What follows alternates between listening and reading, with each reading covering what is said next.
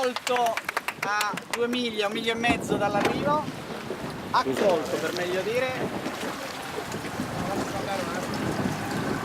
Questa barca che ha compiuto il giro del mondo, la Vendée Globe, con Pasquale De Gregorio, lo ricordiamo con nome Wind, che poi ha vinto la Route du Rhum nel 2010 con Andrea Mura, diventato per questo anche velista dell'anno,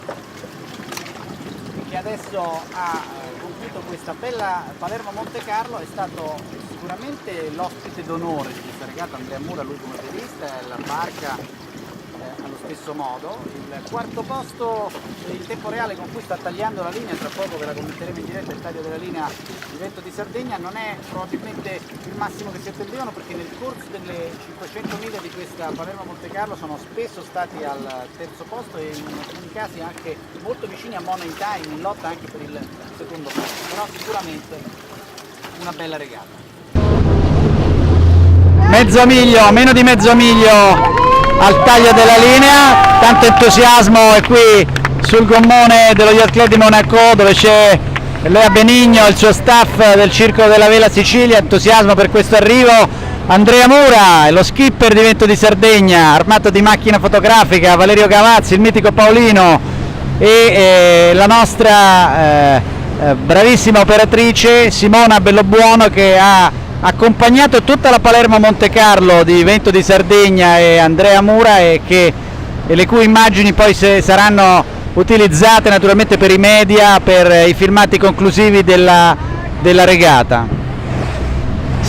Diciamo che proprio siamo in pieno show di fotoricordo. Sono questo equipaggio anche l'equipaggio più ridotto a questa Palermo-Monte Carlo, solo 4 a bordo, una delle quali abbiamo detto la media crew member, l'operatrice, quindi sono in pochi, ma non mi sembrano affatto stanchi, sono belli vispi anche loro, quindi sicuramente anche a bordo di questa barca i turni hanno funzionato. Sapremo poi meglio dalla loro voce quali sono stati i momenti salienti, importanti, delicati, positivi o meno positivi di questa regata. Comunque Vento di Sardegna sta navigando con una bellissima scia, con la randa piena, tutta cazzata al centro, e con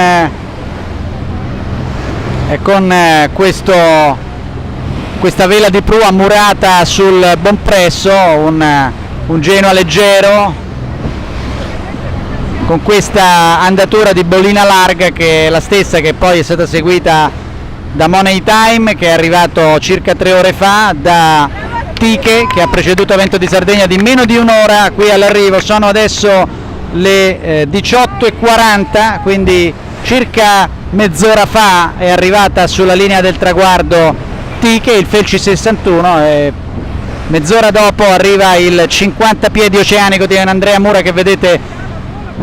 si mette anche a girare le manovelle del coffee grinder. Grande Andrea Mura, abbiamo già detto tante volte, un velista bravissimo, simpaticissimo, un grande marinaio, un professionista della vela, anche una grande persona, e una immagine, un patrimonio un po' della nostra vela, ed è giusto che adesso faccia anche un po' di spettacolo. Vedete che Vento di Sardegna col timone automatico naviga da sola, e il suo equipaggio Andrea, Valerio e Paolino si fa questo bellissimo show, una sorta di ola, uno spot della vela, diciamo così, la ola per la vela, questa barca che senza dubbio è nella storia della vela italiana, perché, diciamolo ancora una volta, l'impresa che ha fatto questa barca, quasi autocostruita da Pasquale De Gregorio in un cantiere sul Tevere a Fiumicino, ha compiuto il giro del mondo, la Vendée Globe, giro del mondo senza scalo e senza assistenza, arrivando ultimo alle Sables d'Olonne, ma accolto da 30.000 francesi festanti, amanti della vela. Quindi significa che questa barca ha passato il Capo di Buona Speranza, il Capo Lewin, il Capo Horn, ha passato naturalmente le tempeste, le calme equatoriali, insomma una vera e propria enciclopedia vivente, un vero e proprio breviario, o ancora per meglio dire un libro di storia della nostra vela degli ultimi anni, che Andrea Mura